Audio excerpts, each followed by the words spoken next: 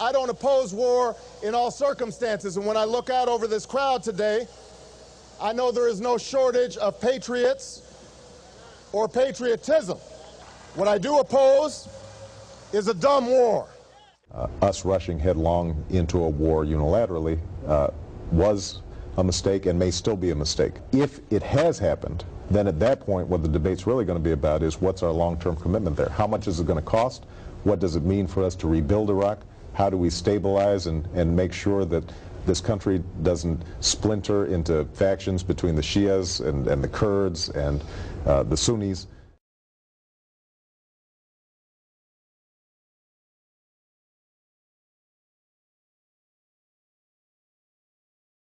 I've looked at the evidence. I'm a hawk when it comes to defeating terrorism. I was strongly supportive of Afghanistan. I would have picked up arms myself to prevent 9/11 again. I don't think the president has made the case on Iraq because I don't see weapons. You said this before. I said this in October of 2002, 6 months before the war was launched. If you had been a member of the Senate, you would have voted against the resolution. Yes. And I also, and this raises a broader issue of the Democratic Party. I think it's important for us to stand our ground and take our licks, rather than what sometimes is our habit, which is to cave and then whine about it afterwards, which makes us not only look weak but also petty. It sure does. Most of you know that I opposed this war from the start. I thought it was a tragic mistake.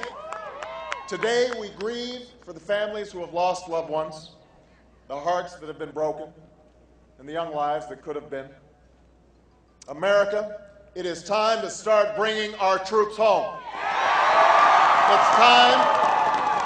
It's time to admit that no amount of American lives can resolve the political disagreement that lies at the heart of someone else's civil war.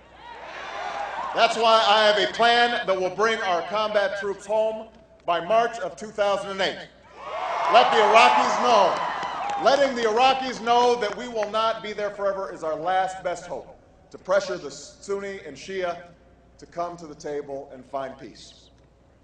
And there's one other thing that it's not too late to get right about this war, and that is the homecoming of the men and women, our veterans, who have sacrificed the most. Let us honor their courage by providing the care they need and rebuilding the military they love.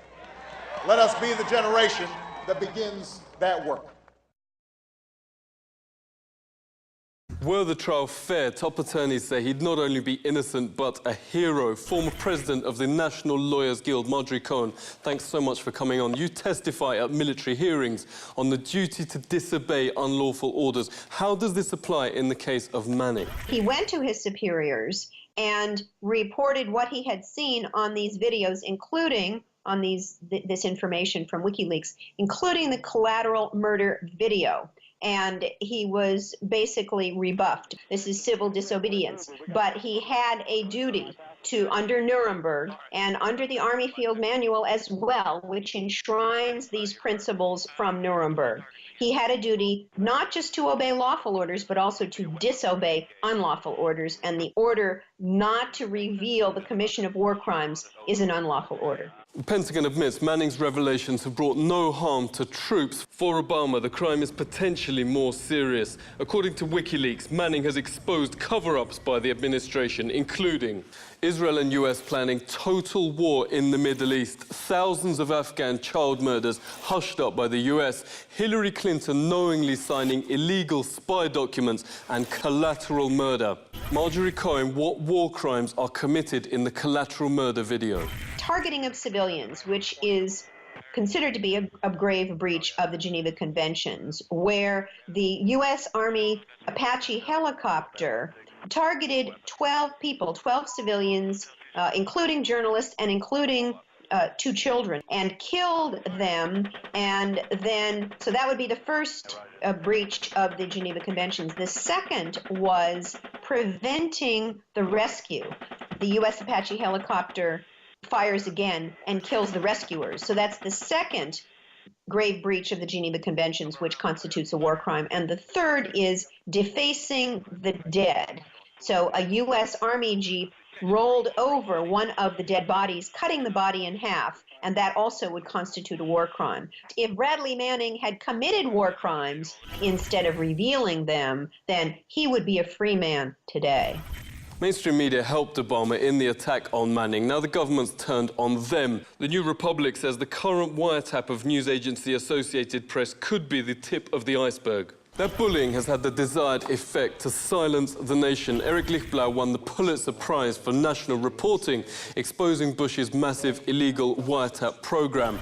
But when Lichtblau found the government's now spying on him, he quit the beat. Obama's war on dissent has won. Both the press and public is much less likely to report any government crime. If I were one of my sources, I would never talk to me again, even stories that really would have been a public service. Obama is worse than Richard Nixon, says the Pentagon Papers lawyer, if he continues with his attack on transparency and the secret grand jury against WikiLeaks. If, in fact, he goes ahead and prosecutes Julian Assange, he will pass Nixon. He's close to Nixon now. The AP example is a good example of something that Obama has done, but Nixon never did. The British Secret Service hunted Annie Machon and her family after she blew the whistle. Annie, thanks a lot for joining us. What safe havens did you look at? We discussed two countries. One was France, which has very good whistleblower legal protection to this day, and the other, ironically, in the 1990s was America. Because, of course, in those days, they still had a working constitution. They had working rights, and freedom of expression was one of those basic rights. Now, of course, no one in their right mind would flee from the UK to the US in order to blow the whistle. They would, be shipped off to Guantanamo before you could say Aaron Schwartz. Halfway between the US and Europe is home to the world's first parliament, Iceland. It's now taking government to the next level. MP Birgitta Jónsdóttir has helped draft a constitution where transparency is the government default, not secrecy. Birgitta, thanks a lot for coming on. You say traditional ruling systems can't function in the internet age. It's old school. We're tired of this, and we don't want this anymore. We want to be able to know what the politicians are doing. We want to be able to have the information to be able to assess if they're doing their job or not.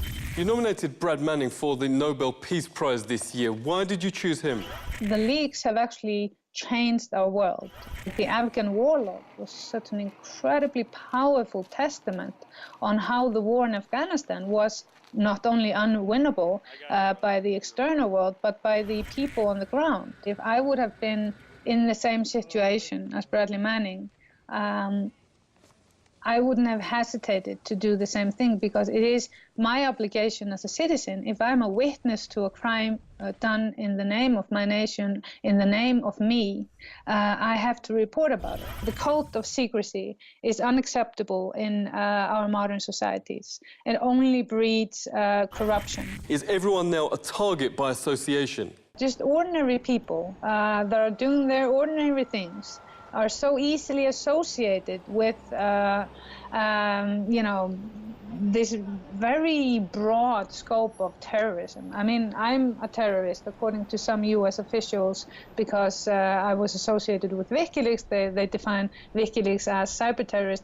Then maybe everybody that talks to me are now associated with a terrorist. Association with a terrorist is now being pinned on ordinary people. Clark Steckley's providing the only regular portraits of the biggest whistleblower trial in history. Clark, thanks a lot for coming on. Why did you decide to cover the case? I was enraged by how Bradley Manning was being treated. I felt that the guys in the Apache helicopters should be on trial and should be in jail rather than the guy telling the truth.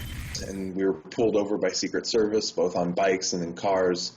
They arrested me and said that my license was suspended, but that was not true. They interrogated me for 7 hours, asking me all sorts of questions about any association with Bradley Manning or WikiLeaks. I initially told them I needed a lawyer, but their questions were so absurd that... What began with whistleblowers has hit ordinary patriots. The recent peaceful protest with war vets for Manning was met by 4 lanes of SWAT teams, helicopters, local and federal militarized police.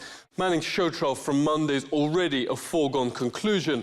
Tomorrow sees the largest rally for the whistleblower so far. The scale of police, SWAT, FBI crackdown will show how far criticism of government is banned for the public as well. Seek truth from facts. This is The Truth.